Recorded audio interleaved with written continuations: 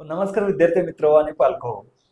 आपल्या खानदेश पट्ट्यामधले जे शहरं आहेत, जे ग्रामीण भाग आहेत, त्यामधली अनेक सारी मुलं पुणे, मुंबई सारख्या ठिकाणी येतात. आपलं नशीब आजमावण्याचा प्रयत्न करतात. त्यांची जी धडपड आहे, त्यांची जी मेहनत आहे, ती मेहनत त्यांच्या कामी येते आणि ती यशाच्या शिखरावरती ती मुलं पोहोचतात. आज जर IT कंपनीमध्ये आपण गेलो तर प्रत्येक कंपनीमध्ये खानदेशातली 2 किंवा 3 पोरं तुमच्या टीममध्ये असतील, जे जळगाव, धुळे, अंबडनेर या भागातली आहेत. आणि त्या मुलांकडे बघून मला नेहमी असं वाटतं, की ही मुलं जी आहेत, ही मुलं खूप मेहनती आहेत. एवढ्या लांबून ज्यावेळेस मुलं येतात, पुण्यासारख्या ठिकाणी येतात, मुंबईसारख्या ठिकाणी येतात, अगदी राहण्या-खाण्याच्या प्रॉब्लेमपासून ते जॉबच्या प्रॉब्लेमपर्यंत सगळे प्रॉब्लेम सॉल्व्ह करतात. त्यांच्याकडे जेव्हा बघितलं जातं, त्यांच्याकडे जेव्हा आपण बघतो, आम्ही बघतो, त्यांच्यामध्ये एक गोष्ट नेहमी जाणवते, ती म्हणजे पॉझिटिव्ह. त्यांची विचार करण्याची प्रोसेस, त्यांची मेहनत आणि ही जी मेहनत आहे, ही त्यांना स्टँड आउट करते बाकीच्या मुलापासून. सो अशीच आज एक कहाणी आपण जाणून घेणार आहोत, जी आहे पंकज पाटील यांची. आणि पंकजला याच्या आधीचा जो पॉडकास्ट आहे तो हर्षचा होता आणि हर्षनं पंकजचं नाव सजेस्ट केलं होतं. ज्यावेळेस मी हर्षचं बोललो त्यावेळेस त्याची एनर्जी जी आहे ती त्याची एनर्जी मला खूप छान वाटली. आणि हर्ष बोलला की पंकज सुद्धा एक माझ्याच एनर्जीचा मुलगा आहे. त्याची जर स्टोरी तुम्ही जाणून घेतली तर तुम्हाला खूप आनंद होईल. कोडफर्सचा मेन उद्देश जो आहे तो ग्रामीण भागातल्या विद्यार्थ्यांपर्यंत पोहोचणं, ग्रामीण भागातल्या विद्यार्थ्यांना मोटिवेट करणं, ग्रामीण भागातल्या विद्यार्थ्यांना मेन प्लॅटफॉर्मवरती आणणं, की त्यांना करिअरच्या संधीसोबत जगातलं जे कॉम्पिटिशन आहे ते कॉम्पिटिशन दाखवून देणं. सो मला वाटतं पंकज तुझी स्टोरी ग्रामीण भागातल्या प्रत्येक विद्यार्थ्याला प्रभावित करेल आणि या जर्नीची जी सुरुवात आहे ती सुरुवात आपण करायला पाहिजे. त्याच्या आधी मी प्रेक्षकांना हे सांगू इच्छितो की हा जो पॉडकास्ट आहे तो पॉडकास्ट कुणासाठी आहे? तो पॉडकास्ट आहे ग्रामीण भागातल्या प्रत्येक विद्यार्थ्यासाठी, ज्याची धडपड करण्याची इच्छा आहे, ज्याचं काहीतरी बनण्याची इच्छा आहे, ज्याचा मार्ग चुकलाय परंतु योग्य मार्गावर येण्याची इच्छा आहे, त्या प्रत्येक मुलासाठी ही स्टोरी आहे. ज्यानं BA BCom केलंय, ज्यानं BSc केलंय, तो IT मध्ये करिअरच्या टॉप लेवलला जाऊ शकतो, त्यांच्यासाठी आहे.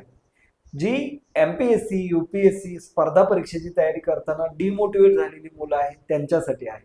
त्यामुळे हा पॉडकास्ट जो आहे तो शेवटपर्यंत बघा. तुम्ही जर पॉडकास्टवरती फर्स्ट टाइम येत असाल तर हा चॅनल सबस्क्राईब करायला नक्की विसरू नका. पंकज, पॉडकास्टमध्ये तुझं खूप खूप स्वागत. Thank you so much. पंकज, माझा पहिला प्रश्न हा आहे की तुझं फॅमिली बॅकग्राऊंड काय आहे आणि 12th नंतर तू काय केलं आहेस? 12th नंतर एक्झॅक्टली काही एक्झाम वगैरे दिलेले आहेत का? 12th नंतरचं तुझं करिअर काय आहे, इथपासूनची आपण सुरुवात करूया. Okay. Firstly thank you so much sir ही संधी दिल्यामुळे. आणि जो तुमचा कुठेतरी उद्देश आहे की ग्रामीण भागातल्या मुलांपर्यंत पोहोचणं, जे मार्ग भटकलेले असतील किंवा जे माझ्यासारखे असतील त्या कंडिशनला त्यांना एक वेगळा ट्रॅक दाखवणं, त्यांना एक मार्गी लावणं, हे कुठेतरी आपलं दोघांचं एक मॅच होतं. Yes. So firstly thank you so much की तुम्ही अपॉर्च्युनिटी दिली मला. सर मी ऍक्च्युली जळगाव जिल्ह्यातून फरकांडे गावाचा आहे. फरकांडे माझं गाव आहे, जे स्विंगिंग टावर्स झुलत्या मनोऱ्यासाठी खूप सुप्रसिद्ध आहे, एक ऐतिहासिक ठिकाण आहे. तर माझं ऍक्च्युली जे 4थी पर्यंतचं शिक्षण होतं ते गावीच झालंय. आणि त्याच्यानंतर 4थी पासून मी धुळ्याला होतो काकांकडे. धुळ्याला जवळपास 4थी ते 10वी पर्यंत मी तिथे शिक्षण केलंय. सोबतच मी माझा म्हणजे जे मेन मोठं होतो उद्देश होता तो डिफेन्स जॉईन करणं होतं. या फील्डमध्ये तर तो एक नंतरचाच पार्ट झाला, बट एक डिफेन्स जॉईन करणं होता. मी 8वी-9वीला असताना मी एनसीसीत होतो. एनसीसीत माझं ए सर्टिफिकेट झालं होतं 8वी-9वीत. मी त्याच्यात नॅशनल कॅम्पसाठी पण माझं सिलेक्शन झालं होतं काही. त्याच्यात सुद्धा मी चांगल्या अचिव्हमेंट्स केल्या होत्या. आणि ते कुठून तरी घरातल्या लोकांना बघून वाटायचं की जवळपास माझ्या ह्याच्यात म्हणजे मेनली डिफेन्स मध्येच आहेत. मामा झाले, काका माझे महाराष्ट्र पोलीस आहेत. गुड. तर त्यांच्याकडे बघून एक वाटायचं की नाही आपण युनिफॉर्म वेअर करावा. त्यात ते जर सोल्जर किंवा कॉन्स्टेबल असतील तर आपण ॲज अ अधिकारी म्हणून बाकीच्या लोकांना प्रेरणा द्यावी. आणि गावाकडे एक तेच असतं सर, एक ते युनिफॉर्मचं क्रेज खूप जास्त असतं. असायला पण पाहिजे. बट युनिफॉर्मचं क्रेज मध्ये काही मुलं म्हणजे माझ्यासारखंच, मी तर माझंच एक्झाम्पल देतो, काही एवढे ध्येयवेडे होतात की त्यांना तो एकच प्लॅन दिसतो, प्लॅन बी दिसतच नाही. ओके. तेच सेम कंडिशन माझ्यासोबत झालेली होती. तर मी 10वी पर्यंत धुळ्याला होतो. त्याच्यानंतर 11वी-12वीला मी प्रताप कॉलेज अंबरनेरला शिक्षण घेतलं माझं. आणि त्यानंतर 12वीला मी म्हणजे 10वी नंतरच डिसाईड केलं की मी नॅशनल डिफेन्स अकॅडमीची तयारी करायला हवी. सो मी 11वी-12वीला असताना एनडीएचं प्रिपरेशन केलं. सो पहिल्या अटेम्प्टला मी पहिल्या 2 अटेम्प्टला तर माझं काही नव्हतं क्लिअर झालं. थर्ड अटेम्प्टला मी एक्झाम क्लिअर केली आणि एसएसबीला गेलो. एसएसबीला गेल्यानंतर माझं जवळपास स्क्रीन आउट झालं मी, जी प्रोसेस असते स्क्रीन आउटची. एसएसबी इंटरव्ह्यू जो असतो तो 5 दिवसाचा असतो. त्याच्यात पहिल्याच दिवशी मी आउट झालो. मग असं करत करत 12वी तर झालीच, पण मग पुढे काय करायचं, नेमकं ग्रॅज्युएशन करायचं का इंजिनिअरिंग करायचं, बाकीच्यांसारखं माझ्या डोक्यात तोच एक क्वेश्चन होता. तर माझं मेन मोठं तर फिक्सच होता की नाही बाबा डिफेन्सच जॉईन करायचं. तर मग मी ग्रॅज्युएशन घेतलं. ग्रॅज्युएशन मी माझं नॉर्मली फिजिक्स मधून केलं. सोबत BSc physics. Yes, BSc physics मधून. सो माझं मी ग्रॅज्युएशन बीएससी फिजिक्स मधून सोबत एनसीसी ला ऍडमिशन घेतलं. एनसीसी ला म्हणजे बीएससी करत असताना पण एनसीसी. हो, म्हणजे ग्रॅज्युएशन मध्ये पण एनसीसी चे कोर्स. एनसीसी एक सेपरेट पार्ट. हा. एनसीसी काय असतं की तुमचं एक जेडी असतं ज्युनियर डिव्हिजनचं आणि एक एसडी असतं सिनियर डिव्हिजनचं. तर तुम्ही जेव्हा सिनियर डिव्हिजनला म्हणजे तुम्ही ग्रॅज्युएशन लेवलला जातात त्यावेळेस तुम्हाला एनसीसी एक ऑपॉर्च्युनिटी देते. आणि एनसीसी मध्ये पण 3 ब्रांच आहेत, आर्मी, नेव्ही, एअरफोर्स. तर मी आर्मी विंगचा होतो ऍक्च्युली. तर ग्रॅज्युएशनला फर्स्ट इयरला कॉलेजला ऍडमिशन घेतलं, सोबत एनसीसी पण जॉईन केली. आणि एक मोटो तोच होता की सी सर्टिफिकेट क्लिअर करणं, त्याच्यात बी किंवा एक ग्रेड घेणं. आणि एक तो पण वे आपल्याला as a SSB interview attend करण्याचा ओपन होऊन जातो. एसएसबी चा फुल फॉर्म काय? Sir SSB service selection board. Okay. Interview असतो तो इंटरव्ह्यू काय असतो की तुम्ही समजून घ्या ग्रॅज्युएशन नंतर झालं किंवा एनडीए तुम्ही क्लिअर केल्यानंतर सेकंड स्टेजला आपण जसं एमपीएससी मध्ये म्हणा किंवा जेडब्ल्यू म्हणा प्री आणि मेन्स असतं, तसा एक मेन्सचा प्रकार असतो. तर तुम्ही प्री क्लिअर केल्यानंतर तुम्ही एसएसबी इंटरव्ह्यूला जातात, जो तुमचा जवळपास 5 दिवसाचा इंटरव्ह्यू असतो. तुम्ही त्याच्यामध्ये वेगवेगळ्या ऍक्टिव्हिटीज घेतल्या जातात. पहिले तर एक स्क्रीनिंग टेस्ट, ज्याच्यामध्ये एक पीपीडीटी वगैरे, picture perception, description test, group discussion वगैरे असल्या गोष्टी होतात. तुम्ही जर त्याच्यात स्क्रीनिंग झाले तर तुमचा जीटीओ वगैरे या गोष्टी होतात, पुढच्या गोष्टी जो तुमचा 4 दिवसाचा. त्यात सगळ्यात लास्टचा जो टप्पा असतो तो एक कॉन्फरन्स असतो. कॉन्फरन्स मध्ये सगळे तुमचे जीटीओ, सायकोलॉजी टेस्ट घेणारे असे सगळे बसलेले असतात आणि तुम्ही सेंटरला असतात. रॅन्डमली क्वेश्चन्स वगैरे ते विचारतात आणि त्याच्यावरून तुमचं फायनल सिलेक्शन, म्हणजे तुम्ही रिकमेंड आहेत की नाही, म्हणजे तुम्ही मेडिकल प्रोसेसला जातात की नाही याचं डिसाईड तिथे होतं. आणि तिथूनच ऍक्च्युली की तुम्ही आतापर्यंत काय मेहनत केली, तुम्ही रिकमेंड झाले तर तो एक पॉझिटिव्ह वाटतं आपल्याला, आणि थोडं रिकमेंड नाही झाले तर ते एक निगेटिव्हिटी घेऊन आपण थोडं हे जातो, थोडं डिमोटिवेट होतो, बाकी काय.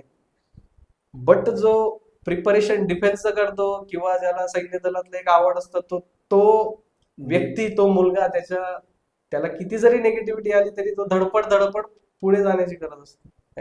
मला वाटतं की प्रत्येकानं ही एक्झाम, जे तरुण पोर आहेत की ग्रॅज्युएशन मध्ये एकदा का होईना पण डिफेन्सची एक्झाम द्यायला पाहिजे, कारण ती जी वृत्ती आहे, ते जे मोटिवेशन आहे ते बाहेरून कुठून येणार नाही, ते आतून येईल. आणि तो माणूस मला वाटतं डिफेन्स वाला किंवा त्या थॉट प्रोसेसचा माणूस जीवनामध्ये कुठल्या स्टेजवर हरू नाही शकत. येस, तुम्ही या गोष्टी जेव्हा करत असतात, भरपूर तुमच्या स्वतःच्या डिसिप्लिन स्किल झाल्या ते इम्प्रूव्ह होतात. आता मी एनसीसी जरी होतो तिथे सुद्धा माझ्या लिडरशिप स्किल क्वालिटीज डेव्हलप झाल्या, माझी थिंकिंग प्रोसेस चेंज झाली, माझा चालण्याचा ढंग सुद्धा सुधारला. ऍक्च्युली आपण कॉन्फिडन्सने चालतो, ड्रिल्स, या गोष्टी, भरपूर गोष्टी अशा होतात की ज्याच्याने तुम्हाला स्वतःमध्ये इम्प्रूव्हमेंट वाटायला लागतं. इव्हन आपण म्हणतो की गावाकडचं, आता गावाकडे लांब केस झाले की आई वडील बोलतात ए बाबा कमी कर केस. तर तुम्ही ऍक्च्युली या ऍक्टिव्हिटीज मध्ये गेल्यानंतर तुम्ही स्वतः त्या गोष्टी मेंटेन करायला शिकता.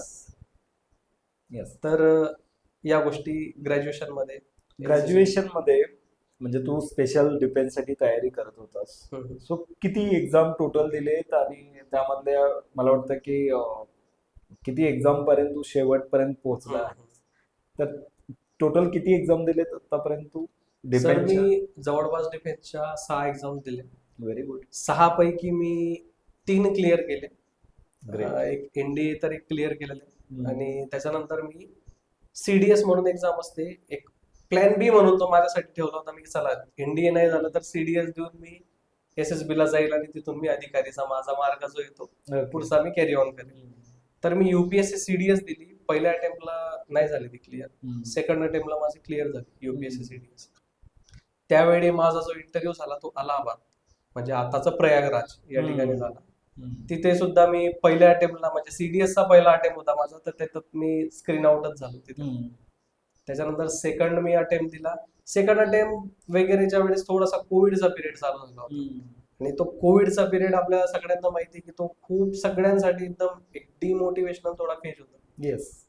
बट मी त्याला पॉझिटिव्ह घेतलं ऍक्च्युअली की नाही बाबा आता प्रिपरेशनचा पण एज वाढतं, एज वाढतं. एज निघून जातं, त्या एक्झामला क्रायटेरिया आहे तो एज निघून जातं. येस. तर डिफेन्सचा तोच एक हे आहे की एज नुसार थोडं रेस्ट्रिक्शन जास्त असतात ते असायलाही पाहिजे. त्यांचे प्रोटोकॉल्स ते प्रॉपरली फॉलो करतात. बट आता या कंडिशन आल्या, आपल्याला त्या कंडिशन ऐकून किंवा या गोष्टी करून थांबता तर नाही येणार. राईट.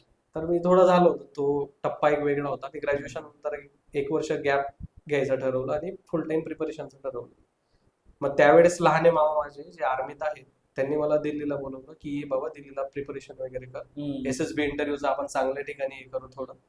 मी गेलो दिल्लीला. पण दिल्लीला गेलो, थोडं प्रिपरेशन वगैरे स्टार्ट केलं. मामा कंटिन्यू मोटिवेट वगैरे करायचे मला. बट तिथे सुद्धा आपण म्हणतो तेच सेकंड इयर चालू झाली कोविडची. तर जवळपास 1-1.5 महिने तर घरीच होतो मी. म्हटलं यार हे नाही ते नाही, नेमकं काय होईल, काय कसं होईल त्या गोष्टीचा विचार. तर मी थोडं डिसाईड केलं की नाही थोडंसं काहीतरी वेगळं बघायला हवं आपण तिथेच, की आपण टाइम देतोय.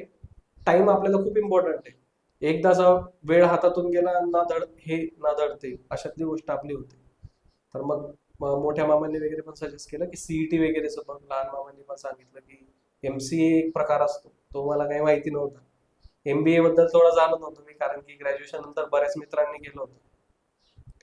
तर मग MCA चं थोडं आयडिया वगैरे बेसिक त्यांनी दिलं मला. मग ठीक आहे म्हटलं CET वगैरे देऊन बघू. बट त्याच काळात मी एक SSC CPO म्हणून एक एक्झाम दिलेली होती, जी ग्रॅज्युएशनच्या बेसवर असते. CPO. काय फुल फॉर्म आहे त्याचा? SSC CPO ही स्टाफ सिलेक्शन कमिशनची. ओके. Staff selection commission. हा. ती ग्रॅज्युएशन नंतर देतात. ग्रॅज्युएशन नंतर असते. तर ती जी होती ती सब इन्स्पेक्टर लेवलची एक्झाम असते. सब इन्स्पेक्टर म्हणजे काय, एक CAPF असतं. डिफेन्स मध्ये एक वेगवेगळे प्रकार आहेत. एक आर्मी, नेव्ही, एअरफोर्स ही एक वेगळी फोर्स आणि एक पॅरामिलिटरी फोर्स असते. पॅरामिलिटरी फोर्स एक CAPF असते, सेंट्रल आर्म पोलीस फोर्स आपण त्याच्यात म्हणतो. त्याच्यामध्ये BSF येते, CRPF येते, ITBP येते, आसाम रायफल येते. या ज्या फोर्सेस आहेत यात ऍज अ सब इन्स्पेक्टर म्हणून तुम्ही जातात. तर मी खूप डिमोटिवेट झालेलो होतो थोडं तिथून. मग तिथून मी दिल्लीहून घरी गेलो. घरी गेल्यानंतर मी फर्स्ट टाइम एकदम खूप भरून आलेलं होतं. मला ट्रेन मध्येच हे होत होतं की यार मी दिल्लीला आलो, डिसाईड केलेलं होतं की नाही इथून पुढे काहीतरी करू. बट इथून मी माघारी जातोय, ते एक मन भरलेलंच होतं. आणि आपण जेव्हा भरून येतो तेव्हा असं सहजासहजी याचं माणूस म्हणून आपण कुठे व्यक्त नाही होत. राईट. आपले जे जवळचे व्यक्ती आहेत, जवळचे व्यक्ती कोण, आपली आई असेल, वाईफ असेल, वडिलांसमोर तर अजून नाही होते मध्ये. बट आईजवळ मी त्या दिवशी खूप जास्त रडलो. मग की काय करायचं भाऊ, माझ्याकडे पुढे ऑप्शनच नाही, काय कसं होईल काय होईल. तर त्याच्या एक्झॅक्टली 2 दिवसानंतरच माझा CAPFचा रिझल्ट आला आणि त्याच्यात मी प्रिलियम्स क्वालिफाय झालो. तर ते मनाला एक सॅटिस्फॅक्शन वाटलं, चला मग कुठेतरी एक दिवा लागला, आशेचा किरण आलेला. हा आशेचा किरण आलेला आहे. तर मग मी त्याचं थोडं फिजिकलचं प्रिपरेशन चालू केलं. तर फिजिकलचं प्रिपरेशन वगैरे चालू केलं. साईड बाय साईड मामा बोललेले, त्यामुळे CETचा फॉर्मही मी भरलेला होता. तर मग माझं जेव्हा मी फिजिकलला गेल्यानंतर मला वाटलं की माझं नेमकं ग्राउंड वगैरे तर या गोष्टी होतील. आणि नेमकं मला पहिल्या स्टेजला हाईटलाच त्यांनी आउट केलं. तिथे जवळपास 170चा क्रायटेरिया होता आणि माझी 169 पॉईंट समथिंग अशी काहीतरी हाईट होती. त्याच्यात मी बाहेर पडलो. परत बघ स्वतःला की यार काय होतंय माझ्यासोबत. तिथे BSc कम्प्लीट झालं होतं. हा, BSc कम्प्लीट झालं होतं. हा टाइम पिरियड मी स्वतःला द्यायचा ठरवला होता की ग्रॅज्युएशन नंतर 1 वर्षाचा गॅप घ्यायचा, त्याच्यात आपण फुल टाइम द्यायचं, प्रिपरेशन करायचं. तर मग घरी आलो परत तसाच. त्याच्यानंतर काही दिवसानंतर माझी CETची एक्झाम होती. तू पंकज एकच वर्षाचा टाइम पिरियड द्यायचं ठरवलं होतं का, म्हणजे जास्त एक्सटेंड का केलं नाही सर, मी ऑलरेडी ग्रॅज्युएशन माझं ओके, त्याचं 3 वर्ष तू ऑलरेडी त्याच्यामध्ये घालवलेली होते आणि हा. मग अजून 1 वर्ष फुल अजून एक वर्ष जे फुल टाइम द्यायचं बुवा त्याला असं ठरवलं होतं. बरेच वेळा काय होतं पंकज की म्हणजे एक तर 12वी नंतर मुलं इंजिनिअरिंग, मेडिकल, बीएससी ज्या गोष्टी आहेत त्या करतात. जे इंजिनिअरिंग झाले त्यांना त्यांचे मार्ग माहीत असतात. हम्म. जे मेडिकल झाले त्यांना त्यांचे मार्ग माहीत असतात. आता इंजिनिअरिंग वाल्यांना पण कमी मार्ग माहीत असतात. जसं मेकॅनिकल इंजिनियर केलं आहे तर तो बाकीचे त्याचे सेक्टर सोडून बाकीच्या सेक्टरमध्ये पण जाऊ शकतो. हो. पण ज्या गोष्टी करायला पाहिजेत त्या पण तेवढ्या डिटेलमध्ये अजून ग्रामीण भागातल्या मुलांना माहित नाही. नाही. त्या गोष्टी खरं तर ग्रॅज्युएशनच्या पिरियडमध्ये माहित असायला पाहिजे. हो.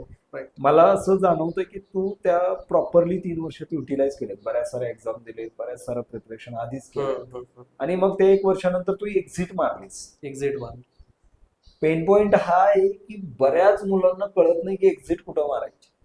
ती वाहत जातात कारण वाहत जातात. हे वेळ आहे एमपीएससी, युपीएससी, स्पर्धा परीक्षा आहे. स्पर्धा परीक्षा. माझ्या भावानं 7 वर्ष तयारी केली. अच्छा. 7 वर्षानंतर त्याला पोस्ट लागली. हम्म. 7 वर्ष म्हणजे खूप मोठा टाइम स्पॅन आहे. तो टाइम स्पॅन जर तुम्ही कॉर्पोरेट मध्ये टाकला तर माहिती तुम्ही ग्रो होऊ शकता, लवकर ग्रो होऊ शकतात. सो तू एक्झिट मारलीस, सीईटी दिली हम्म. आणि सीईटी देऊन तू ऍडमिशन घेतलंस MCA ला. एमसीए ला. हो. So BSc to MCA, BSc to MCA. BSc physics to MCA असा विषय. सो डायरेक्टली फिजिक्सचा माणूस कम्प्युटर मध्ये. हम्म. सो फर्स्ट ज्यावेळेस तू ऍडमिशन घेतलं, तुझा ऍटिट्यूड बघून तर हे वाटतंय की तू हार मानणारा नाही आहेस आहे. तर म्हणजे तू ज्यावेळेस ऍडमिशन घेतलं त्यावेळेसची तुझी मेंटल स्टेज काय होती, हम्म. तू काय ठरवलेलं होतं आणि तुझे प्रॉब्लेम्स काय होते. मेनली ऍज अन बीसीए केल्यानंतर एमसीए खूप सोपं असतं किंवा हम्म. त्याच्यासाठी ते एन्व्हायरमेंट कंटिन्यू असतं. राईट. बीएससी कम्प्युटरवाल्यासाठी ते एन्व्हायरमेंट कंटिन्यू असतं. हम्म. पण बीएससी फिजिक्सचा माणूस प्रोग्रामिंग मध्ये जात असेल तर त्याच्यासाठी ते एन्व्हायरमेंट डायरेक्टली 360 मध्ये चेंज होतं. तुझा काय सिनेरिओ होता, तू कशा टॅकल केल्यास गोष्टी ऍडमिशन पासून ते एमसीए ची जी स्टोरी आहे 2 वर्षाची, सब्जेक्टचा अभ्यास कसा केला, समजत होतं की नाही समजत, त्या गमती जमती थोड्याशा ऐकायला आवडेल. आवडेल. ओके. नाही सर, ते ऍक्च्युली त्या गोष्टी खरंच थोड्याशा आहेत गमतीशीर. आता जसं मी ग्रॅज्युएशन वगैरे माझं झालं, सगळ्या गोष्टी हा पण फेज झाला, मी सीईटी वगैरे दिली. तर सीईटीला बघा सर, एक गोष्ट तर मी नक्कीच आवर्जून म्हणजे प्रेक्षकांना पण सांगेल आणि म्हणजे सगळ्यांनाच सांगेल की तुम्ही जी मेहनत घेतात ती मेहनत तुमची वाया जात नाही, कुठेच वाया जात नाही, ते कुठे ना कुठे कामी येते. तोच माझा सीईटीचा पेपर होता. जवळपास फॉर्म वगैरे भरल्यानंतर, फिजिकल झाल्यानंतर जवळपास 8 ते 10 दिवसात तो माझा पेपर होता. त्याचा मी जवळपास आता कुठली एक्झाम असो आपण त्याचा सिलेबस वगैरे बघतो, या गोष्टी बघतो. तर मी त्याचा जेव्हा सिलेबस वगैरे बघितला तर सीईटीत पण जो एमसीएचा सीईटीचा पार्ट होता त्याच्यात ऍप्टिट्यूड वगैरे या गोष्टी होत्या. ऍप्टिट्यूड होतं, बऱ्यापैकी मॅथ होतं, रिझनिंग होतं, इंग्लिश होतं, या गोष्टी होत्या त्याच्यात. आणि बेसिक्स काही प्रोग्रामिंगचे क्वेश्चन असतील ते. बट तिथे मिनिमम म्हणजे रिक्वायरमेंट काय होते त्यांची की तुमचं 12वीला मॅथ्स असायला. त्या बेसिसवरच मी एमसीएला दिलं. म्हणजे माझ्या डोक्यात होतं की बाबा प्रोग्रामिंग वगैरे आपल्या पट्ट्यातलं नाहीये, आपण एमबीए वगैरे करायला हवं, तिथं बाकीचे लोक करतात तसंच आपलं पण होईल. पण नाही, कुठंतरी वाटलं की नाही यार, करायचंय आपण ती फील्ड सोडतोच आहे तर मग बेटरच करायचं, आयटी मध्येच जायचं, अशातला विचार. तर 8 दिवसानंतर माझा पेपर होता, मी सीईटी वगैरे दिली. मला एक कॉन्फिडन्स आला की नाही यार, मी तर बऱ्यापैकी क्वेश्चन वगैरे प्रॉपर सॉल्व्ह केलेले आहेत. तर मग एमपीएससी युपीएससी सॉरी म्हणजे गव्हर्नमेंटच्या प्रिपरेशन मुळे तुला मला वाटतं ती एक्झाम सोपी गेली. हा, एक बेनिफिट झाला तुम्हाला.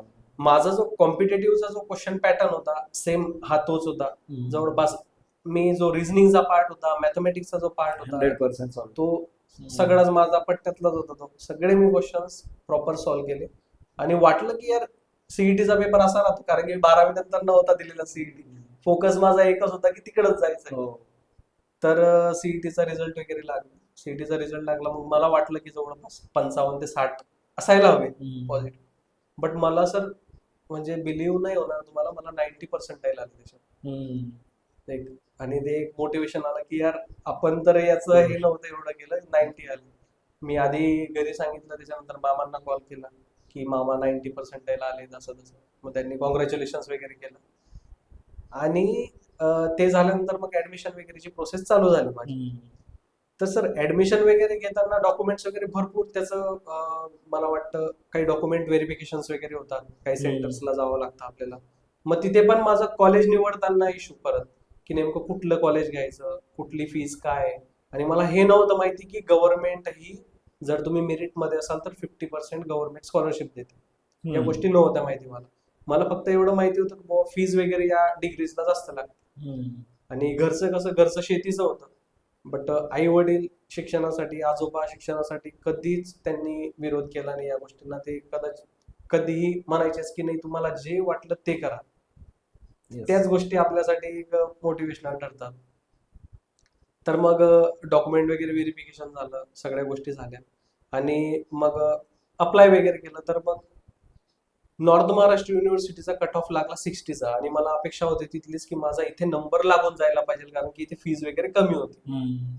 बट मला त्याच्याहून जवळपास जास्त मार्क्स होते. तर मग मामांनी मला सजेस्ट केलं की तू पुण्याला जा, पुण्याला MCA कर, बाकीच्या या गोष्टी बघूया आपण. तर मी जाऊन म्हणजे पहिलाच JSPM ला टाकला आणि योगायोगाने माझा पहिला नंबरही तिथेच लागला. मेरिट मध्ये पण बसलो मी आणि कट ऑफ वगैरे सगळं तिथला क्लिअर झालं. तर मग मी इथे ऍडमिशन वगैरे घेतलं, सगळ्या गोष्टी प्रोव्हाइड झाल्या. इथे काका राहतात माझे, चुलत काका. मला पुण्याला मी फर्स्ट टाइम ऍडमिशन घ्यायला आलो होतो. पुण्याला त्याच्या आधी कधीच नव्हतो आलेलो. तर मग पुण्याला आलो, काकांसोबत गेलो, ऍडमिशन वगैरे केली. बऱ्याच गोष्टी माहिती नसतात की नेमकं कसलं काय. तर ऍडमिशन वगैरे घेतली. त्याच्यात पण माझ्या डोक्यात तेच होतं की नाही मी MCA करता करता कॉम्पिटेटिव्हचं प्रिपरेशन करेन. ते एक डोक्यात होतं की नाही बाबा असं एवढ्या लवकर नाही हे होणार. हा. बट घरी सांगितलं होतं की नाही मी ते सोडणार आता आणि याच्यात फोकस करेल मग. तर ऍडमिशन वगैरे घेतलं, सगळ्या गोष्टी डॉक्युमेंटेशनच्या सगळ्या प्रॉपर झाल्या आणि लाईक आता लॅपटॉपचा विषय, लॅपटॉप घेण्यापासूनचा विषय होता.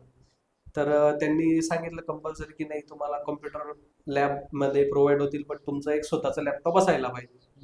तर मग लॅपटॉप कुठलं घ्यायचं, याचं कॉन्फिगरेशन वगैरे काय, या गोष्टी ऍक्च्युली मला नव्हत्या माहिती. सर्वांचेच ग्रामीण भागातले पहिल्यांदा जे लोक जातात या फील्डमध्ये, म्हणजे ज्यांचं बॅकग्राऊंड शेतकऱ्यांचं आहे, त्यांनी लॅपटॉप कधी बघितलेलं नव्हतं. माझीही तीच कंडिशन होती. मलाही आठवत तो पहिला दिवस लॅपटॉप घेतानाचा.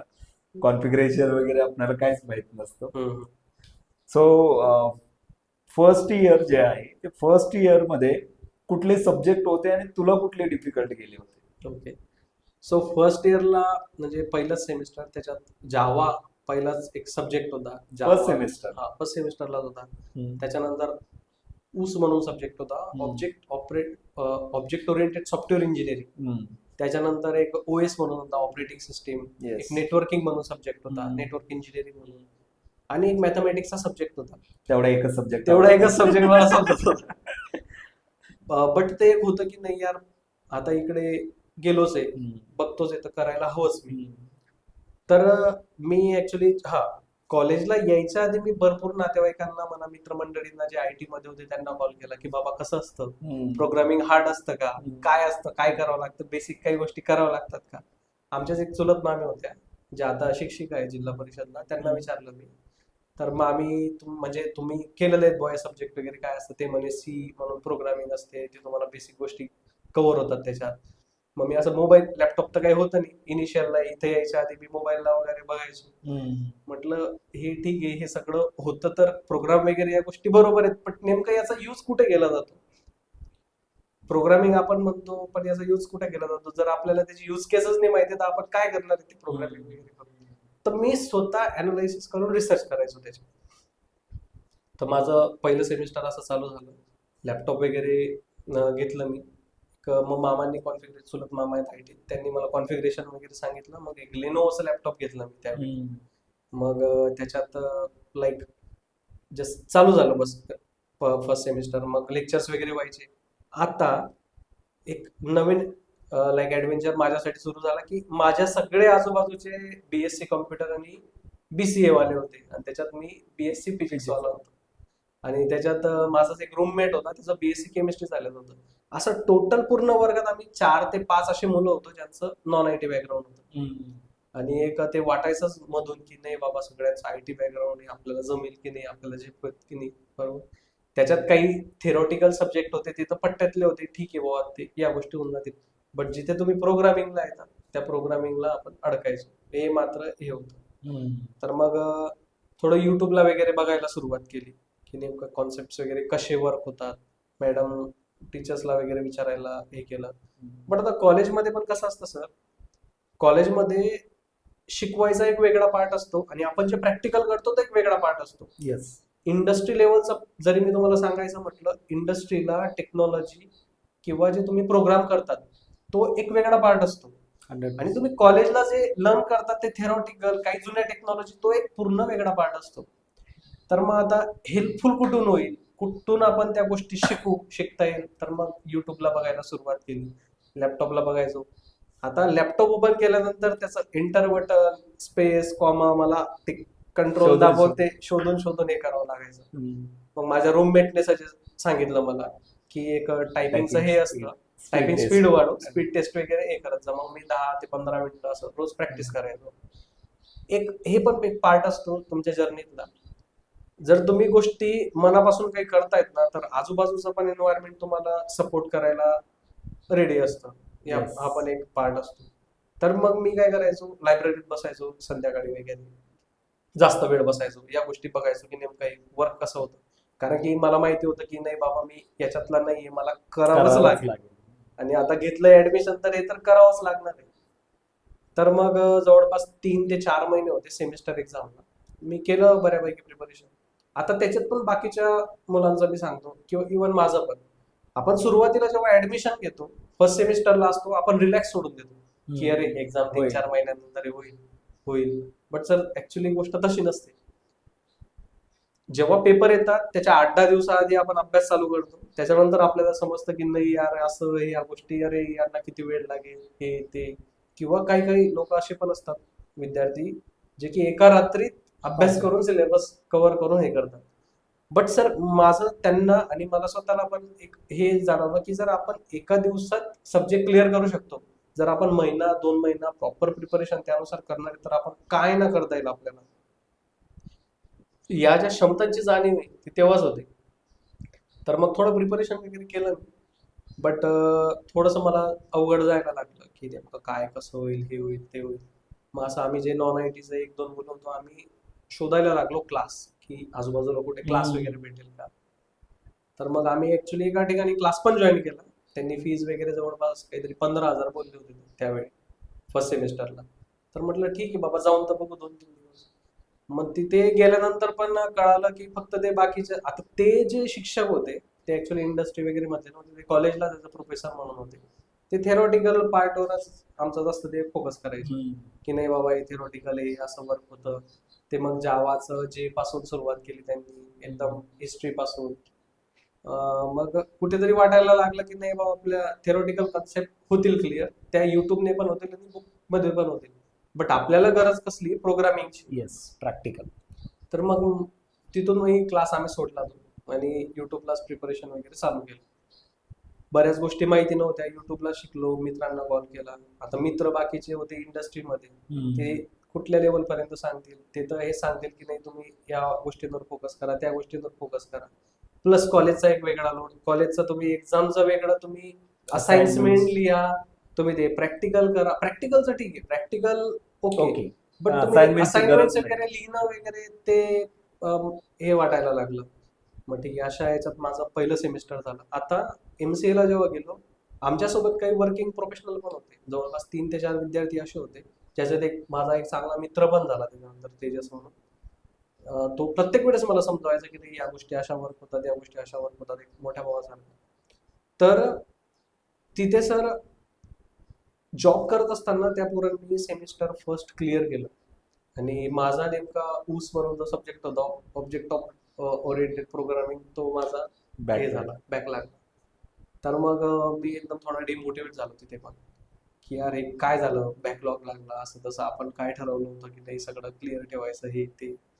मग असं मी आणि माझा एक वेगळा एक हे, मी स्वतःला जर माझं काही चुकत पण असलं ना, तर मी दुसऱ्याकडून, म्हणजे या गोष्टी तर आपल्याला माहितीच होती, पण मी स्वतःला पनिश करतो या गोष्टी.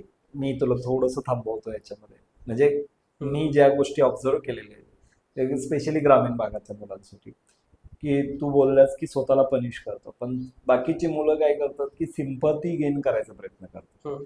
यार माझा सब्जेक्ट बॅक राहिला, मी खूप अभ्यास केला होता पण पेपर टफ निघाला, हम्म. सिम्पती गेन करायचा प्रयत्न करतात, ज्यानं आपलं भविष्यातही नुकसान होतं आणि करंटमध्ये पण नुकसान Right. होतं. स्वतःला पनिश करणं म्हणजे इम्प्रूव्हमेंट करण्यासारखं आहे. हम्म.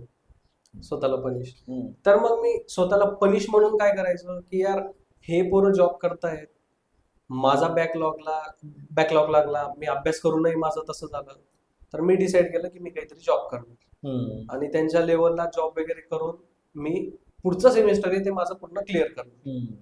तर मग जॉब वगैरे काय करायचं डिसाईड तर केलंय.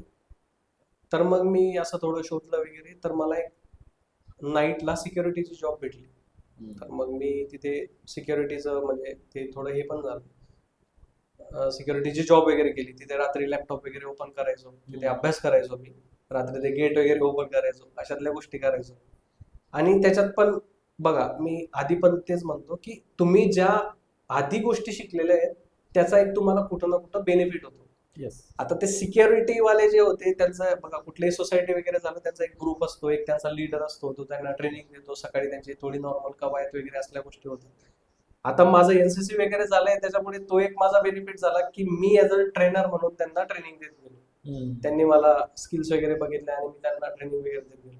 त्यामुळे थोडे दिवस माझा तो जॉब हे झाला आणि मी इकडे त्यांना ट्रेनिंग पण देत गेलो. नाईटला मी ट्रेनिंग द्यायचो त्यांना या गोष्टींचं. तर एक कुठेतरी छोटीशी अर्निंग चालू झाली माझी.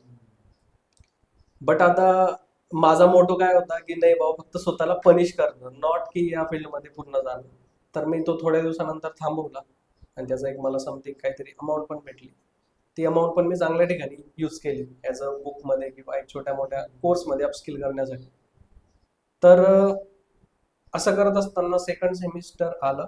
पहिल्या सेमिस्टरचा बॅकलॉग आणि सेकंड सेमिस्टर असं दोघं मिळून मी क्लिअर केलं, ते पण चांगल्या मार्कांनी. त्याच्यानंतर सेकंड सेमिस्टर माझं क्लिअर झालं, त्याच्यात पण रिझल्ट वगैरे प्रॉपर आला. मग आता थर्ड सेमिस्टर आता कसं MCA ला तुमचे 4 सेमिस्टर असतात. पहिल्या वर्षाचा एक बेसिक, सेकंड वर्षाला तुमचं प्लेसमेंट वगैरे या गोष्टी चालू होऊन जातात आणि लास्ट जो असतो तो तुमचा एक मेन प्रोजेक्ट असतो. तर मग तो जो पिरियड होता, आम्ही ज्या वेळेस प्रिपरेशन वगैरे करायचो त्यावेळेस असं ते जवळपास इंस्टाग्रामला झालं, युट्यूबला झालं, खूप रिसेशनचं निगेटिव्हिटी चालू झाली आणि तो पिरियड पण होता तसा. कॉलेजला प्लेसमेंट वगैरे येणं बंद झालं. तर मग मी डिसाईड केलेलं की नाही यार, आपण MCA करतोय, एवढे पैसे इथे भरतोय, जर इथून पण आपण खाली गेलो तर आपला उपयोगच काय. तर मी थोडं बाहेर पण सर्चिंग चालू केलं, बाकीच्यांपेक्षा काहीतरी वेगळं करून जी जॉब भेटेल ती जॉब करून आपण IT मध्ये जर आपण करिअर करणार आहे तर त्यानुसार मी प्रिपरेशन वगैरे चालू केलं माझं.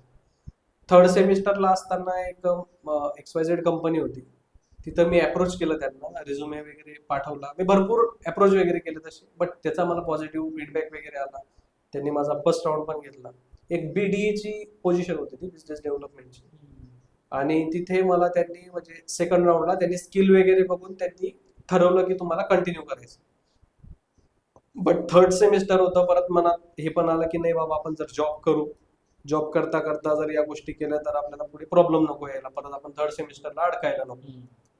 आणि नेमकं मी त्यावेळेस थोडं निगेटिव्ह विचार केला, तर HR राऊंडलाच थोडं हे झालं, तर माझं ते ऑफर काय हे झाले मला भेटले नाही, मी तिथून रिजेक्ट झालो. तर थर्ड सेमिस्टरलाच मी परत विचार केला की नाही बाबा इकडे न जाता या फील्डमध्ये न जाता आपण IT मध्येच बघू. तर मला परत एक रेफरन्स पण भेटला, एक सिनियर होते त्यांचा, ती पण फिनटेकच कंपनी होती. तर तिथे मी माझा पहिला राऊंड वगैरे दिला, तिथे क्लिअर झालं. त्यांनी मला सेकंड राऊंडला होल्डिंगला ठेवलं की तुमचं जी पुढची प्रोसेस आहे, आणि तिथे पण ॲज अ इंटर्नशिप म्हणूनच मी जॉईन करणार होतो. आणि त्याच वेळी कॉलेजला कंपनी आली, ज्या कंपनीत मी ॲज अ ज्या पोझिशनला आहे त्या कंपनीचा आम्हाला होता स्टायपंड 5,000. रिक्रुटमेंटमध्ये ते आलेलं होतं की ही कंपनी आहे, हिचं स्टायपंड एवढं आहे, या टेक्नॉलॉजीज आहे. म्हटलं ठीक आहे, म्हटलं अटेंड करायचं, काही पण असू दे. बाकीचे कसं आता विद्यार्थ्यांमध्ये पण नाही यार, एवढं कमी पे कशाला अटेंड करू नये, एवढं पेमेंट कमी देत आहे, मी काय अटेंड करणार आहे, हे तिथे मग थोडी कॉम्पिटिशन कमी झाली. त्यानंतर मी म्हणजे कंपनीचा थोडा स्टडी वगैरे केला की नाही कुठल्या डोमेनमध्ये काय काय डोमेन आहे थोडं त्या रिलेटेड हे केलं, रिसर्च वगैरे केलं आणि त्याच्यानंतर इंटरव्ह्यूला गेलो. मग हर्ष झाला, हर्ष आणि आम्ही असे टोटल जवळपास 6 विद्यार्थी म्हणजे सेकंड राऊंडला गेलो होतो आम्ही. तसं अटेंड तर सगळ्यांनीच केलं, पुऱ्या वर्गानेच केलं, 4-5 जण सोडून. बाकी आम्ही सेकंड राऊंडला गेलो. सेकंड राऊंडला गेल्यानंतरच म्हणजे तिथे पण सीटीओ वगैरे सर होते, त्यांनी इंटरव्ह्यू वगैरे घेतला आणि तिथे योगायोगाने क्लिअर झाला आणि आम्हाला मेल्स आले सिलेक्शनचे. किती तर लोकांना? जवळपास 6 जण, 5 ते 6 जण, म्हणजे जवळपास आम्ही 80 विद्यार्थीपैकी 6 जण, त्यातला मी नॉन आय टी. तर एक ते एक होतच, एक मोटिवेशन होतं, चला आपण काहीतरी अचीव्ह केलं, तर आता इंटर्नशिप आपण करायला हवी. आणि व्यक्ती तो तेच विचार करतो, आता मी माझ्या लेवलला तेच विचार करतो की नाही बाबा आपण जिथे करतोय जिथे इंटर्नशिप करणार आहे आपण तिथेच परमनंट वगैरे व्हायचं आणि आपलं जे करिअर आहे तिकडंच हे करायचं. तर मग इथून माझं कंपनीची जर्नी चालू झाली. तर जानेवारी 24 मध्ये ऍक्च्युली माझी जॉईनिंग होती. त्याच्या आधी पण मी डिग्रीला असताना मी पुन्हा एकदा सीडीएस दिली होती, त्याच्यात मी क्लिअरही झालो होतो आणि त्याच्यातच मी कॉन्फरन्स आउट झालो, त्यामुळे मी ते थोडं स्किप करून इकडे फोकस करायला सुरुवात केली. ओके. आता जी कंपनी जर्नी आहे तुझी, तुम्ही काही इंटरव्ह्यू पॅनल मध्ये वगैरे आता तुम्ही जाता का हो. कुठं, किंवा तुम्हाला मुलांमध्ये काय कमी दिसतं किंवा तुम्ही मुलांकडून काय एक्सपेक्ट करता? ओके. तर सर एक्सपेक्टेशन ऍक्च्युली एक तर ते व्हेरी करतं की नेमकं आपण कुठल्या पोझिशनसाठी हायर करतोय, एक तर ते. सेकंड थिंग की फक्त तुमच्या टॅलेंट्स इम्पॉर्टंट नाही. तुम्ही जर मेहनती असणार, तुम्ही जर हार्डवर्क तुमच्यामध्ये जो एक आपण म्हणतो गुण, तो गुण जर असणार आणि तुम्ही कन्सिस्टंट असणार की नाही बाबा ही गोष्ट आता नाही झाली तुम्ही, आणि ते इंटरव्ह्यू जेव्हा आपण हे करतो ना त्यांच्या पास्ट एक्सपिरियन्स मधून किंवा त्यांनी छोट्या मोठ्या काही इव्हेंट्स केलेले असतात त्यातून कळूनच जातं. तर मेनली माझा फोकस तर तोच असतो की आपण Hardwork. या गोष्टी, एक तर हार्डवर्क, दुसरं थोडंसं लॉजिक वगैरे प्रॉपर क्लिअर असणं.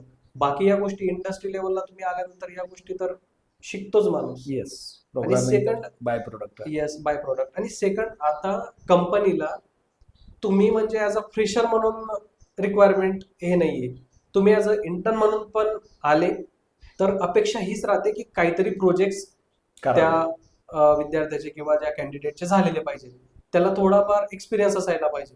आणि आता जवळपास आपण AI वगैरेच्या या गोष्टी कन्सिडर करतो, तर याच्यात 100% ऍज अ स्टुडंट म्हणून तुम्ही जर आले तर निदान तुम्हाला प्रोजेक्टचा फ्लो काय, नेमकं UI काय असतं, बॅकएंड काय असतं, या गोष्टी माहिती असणं एवढं एक्सपेक्टेड.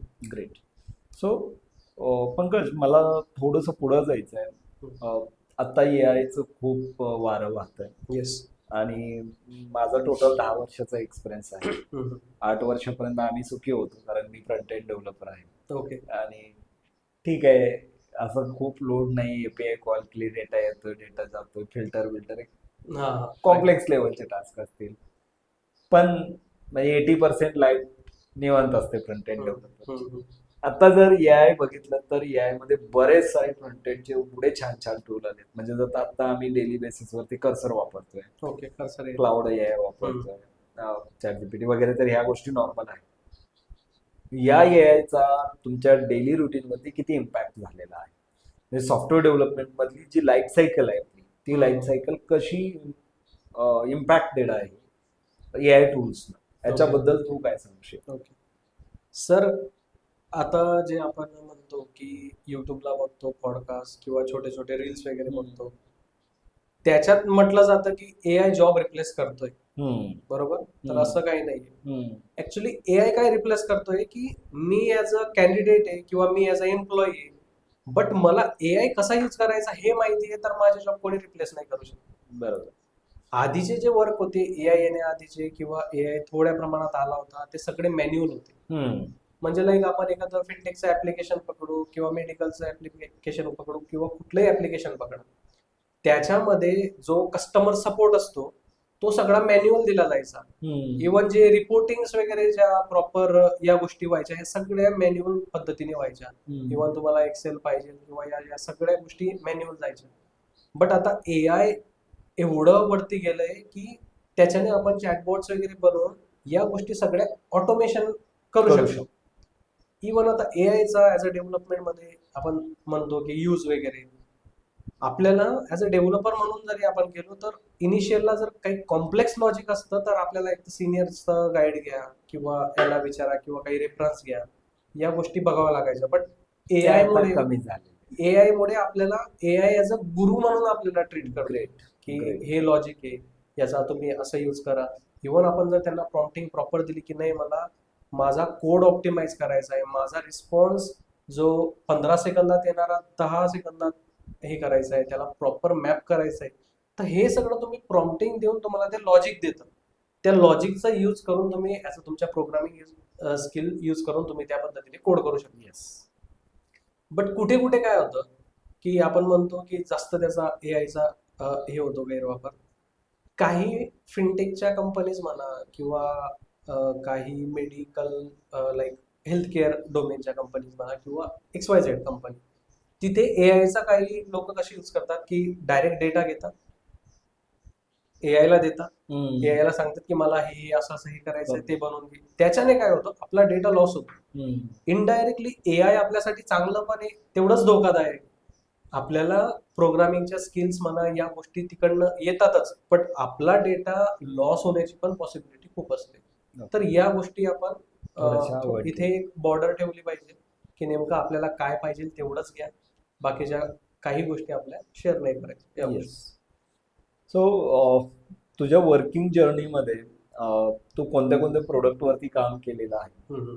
तुझा कंपनी मधला प्रेझेन्स कसा आहे, की म्हणजे मेनली काय होतं की ऍज अन इंटर्न म्हणून ज्यावेळेस जातो त्यावेळेस मी एक कंपनी चालवतो तर माझा व्ह्यू काय असतो बघण्याचा, हा ठीक आहे यार इंटर्न आहे, right. तर मी तेवढी रिस्पॉन्सिबिलिटी पुश नाही करत आहे जोपर्यंत तो पोटेन्शियल दाखवत नाही तोपर्यंत. राईट. तुझी जर्नी काय होती, तू कुठल्या प्रोडक्ट वरती काम केलंय, आता कुठल्या प्रोडक्ट वरती काम करतोय, टेक्नॉलॉजी इव्हॉल्युशन काय आहे, कुठून सुरुवात केली कुठपर्यंत पोहोचलाय? ओके. मला वाटतं साधारण 2.5-1 वर्षाचा एक्सपिरियन्स आहे.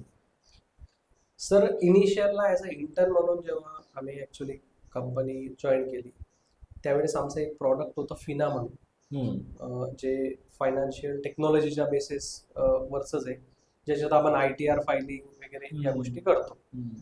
तर त्याच्यात काही जे आमचं एक अँड्रॉइड ऍप्लिकेशन होतं आणि एक वेब ऍप्लिकेशन होतं. वेब ऍप्लिकेशन जे होतं PHP मध्ये होतं आणि अँड्रॉइड जे होतं ते आपलं जावा आणि कॉटलिन मध्ये. तर त्या ऍप्लिकेशन मध्ये ऍक्च्युली काही बग्स होते आणि ते लाईव्ह होत होतं ना त्यावेळेस थोडे इश्यू येत होते. तर आम्हाला ऍज अ इंटर्न म्हणून आमचा टास्क तोच होता की बाबा तुम्हाला हे ऍप्लिकेशन लाईव्ह करायचं, टेस्ट करायचं, लाईव्ह टेस्ट करायचं, लाईव्ह करायचं, बग सॉल्व्ह करायचं. तर ऍक्च्युली थोडंसं असं ग्रुपिझम झालं की बाबा तू हा पार्ट पकड, तू हा पार्ट पकड, तू हा पार्ट पकड, असं म्हणजे जे 6 जण होते आमच्या डिस्ट्रीब्यूट झाले. त्यात माझा आणि हर्षचा एकच पार्ट होता. आमचं तिथूनच बॉन्डिंग वगैरे चालू झालं ऍक्च्युली. तर आम्हाला एक पार्ट दिला गेला अँड्रॉइडचा आणि आम्ही त्याच्यावर वर्क करणं चालू केलं. तर त्यात कसं होतं म्हणजे तो इश्यू जो होता तो नंतर हे झाला, ते प्रॉडक्टच लाईव्ह होत नव्हतं ऍक्च्युली.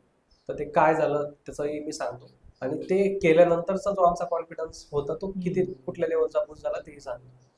तर आम्ही बग्स वगैरे रिझॉल्व्ह केले बऱ्यापैकी. लोकलला ते प्रॉडक्ट रन होत होतं, बट जेव्हा लाईव्ह करायचा वेळ यायचा ते लाईव्हच नाही व्हायचं.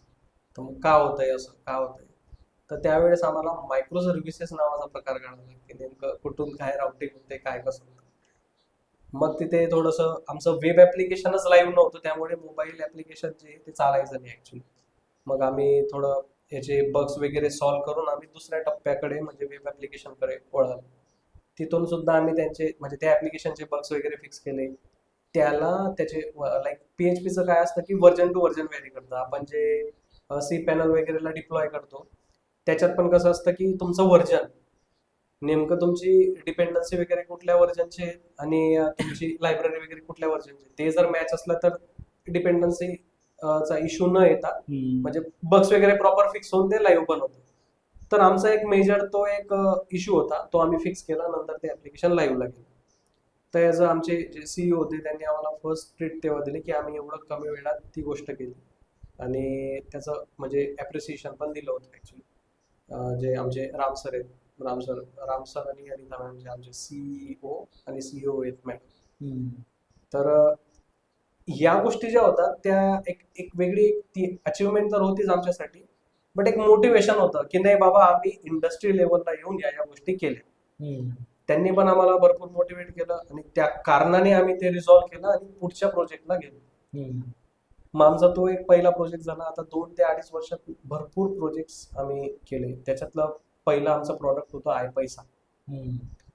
आय पैसा जेव्हा आम्ही डेव्हलप करायला सुरू केलं तर त्याची टेक्नॉलॉजी होती ऍक्च्युली नेक्स्ट जेएस मध्ये आम्ही ते डेव्हलपमेंट वगैरे चालू केलं. आता नेक्स्ट मध्ये प्रॉपरली आपण टाईपस्क्रिप्ट वगैरे यूज करतो फ्रंट एंडला, बॅक एंडला नोड वगैरेचं आम्ही ठरवलं होतं टेक्नॉलॉजी. आणि त्याच्यात पण कसं आता इनिशियलला आता ठीक आहे आम्ही लगेच जावावर काम केलं, लगेच इकडे शिफ्ट झालो नोडवर, म्हणजे रिॲक्ट सॉरी नेक्स्ट जेएसवर. मग ते थोडे दिवस झालं, आता स्टार्टअप आली बघा. आता स्टार्टअपचा एक तोच बेनिफिट आहे, म्हणजे मी तर एमएनसी मध्ये काही गेलो नाही अजून, बट स्टार्टअपचा जेवढं मी लोकांकडनं एक्सपिरियन्स ऐकलाय किंवा त्यांचं जे म्हणणं ऐकलंय की तुम्हाला कमी वेळामध्ये भरपूर गोष्टी शिकायला भेटतात, ते आम्ही प्रॅक्टिकली फेस केलं. येस. आणि प्रॅक्टिकली त्या गोष्टी घेतल्या पण. तर आमचं आय पैसाचं प्रॉडक्ट डेव्हलपमेंट वगैरे चालू झालं. आता त्याच्यात स्क्रीन म्हणजे मी ॲज अ फ्रंट एंडवरच होतो, मला फ्रंट एंडवरच त्यांनी हे केलं. तर चालू झालं नेक्स्ट जे स्क्रीन वगैरे बनवणं वगैरे या गोष्टी. तर मग मला एक पेज बनवायला जवळपास 8 दिवस लागले पहिले. त्याला ते प्रॉपर रिस्पॉन्सिव्ह करणं या गोष्टी.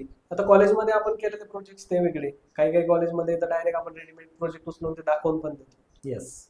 बट इथे आमचं जे होतं ते म्हणजे मला एक पेज बनवायला जवळपास 8 दिवस लागले. एपीआय इंटिग्रेशन वगैरे काहीच नाही, फक्त युआय बनवायला मला 8 दिवस लागले. आणि त्यानंतर थोडा स्पीड वगैरे वाढत गेला, मग 3 दिवस झाला, मग 2 दिवसात एक पेज बनायला लागलं. बॅकएंडचं काम तर एक चालूच होतं, डेटाबेसचं पण आर्किटेक्चर वगैरे चालू होतं आणि फ्रंट एंडचं पण सायमल्टेनियसली चालू होतं. तर एक वेळ असा आला की मी जवळपास 2 दिवसात जवळपास 15 पेजेस बनवले म्हणजे त्यावेळेचा कॉन्फिडन्स म्हणजे जवळपास त्याला लागला, थोडा टाइम स्पॅन वगैरे लागला. बट जो मी म्हणजे आपण म्हणतो ना की एखादी गोष्ट करायला घेतली तर पूर्णच करायची. तर इंटर्नशिप नंतर म्हणजे इंटर्नशिप मध्येच होतो तेव्हाच त्या प्रोजेक्टचं डेव्हलपमेंट वगैरे चालू होतं. त्यावेळेसच ते डोक्यात होतं की नाही बाबा करायचं तर आहे, कसंही असो करायचं तर आहे. तर एक सिच्युएशन अशी आली की झोपेत सुद्धा ते पेजेस आठवायचे मला की यार ते डेव्हलपमेंट चालू आहे. इकडून गेलो की यार त्या पेजचं डेव्हलपमेंट चालू आहे. परत सकाळी ही CSS मिस झाली तर रिस्पॉन्सिव्हला हा प्रॉब्लेम आलाय, मीडिया क्वेरीचा हा मीडिया problem. Yes right. आणि म्हणजे टेलमेंट होतं आमचं. तर ते एक यार हे रिस्पॉन्सिव्ह नाही झालं, ते झोपेत आठवायचं सर. तर एक तो पण एक वेगळाच पार्ट होता. तो तो जर आता आठवला तर हसू येतं एकदम, अरे तो पण पार्ट आम्हाला फेस केला. तर आमचं आय पैसा म्हणजे बऱ्यापैकी छान डेव्हलप झालं ऍक्च्युली. आणि डेव्हलप झाल्यानंतर त्याचं पण परत नेक्स्ट जेचं थोडं एक डिपेंडन्सीचा इश्यू आला. भरपूर आम्हाला हे पण आलं जेव्हा प्रॉडक्ट डिप्लॉयमेंटला आपण जातो, प्रोडक्शन लेवलला जातो, त्या गोष्टींचा पण आम्ही एक बऱ्यापैकी एक्सपिरियन्स घेतला. तिथे पण आम्हाला भरपूर डिफिकल्टीज आली. त्याच्यानंतर आम्ही पूर्ण टेक्नॉलॉजी चेंज केली. सेम प्रॉडक्ट आम्ही दुसऱ्या याच्यात बनवलं आणि ते आता ऍज आय पैसा म्हणून वर्क करत आहे. क्लायंट बेस प्रॉपरली त्याच्यावर वर्क होत आहे. ग्रेट.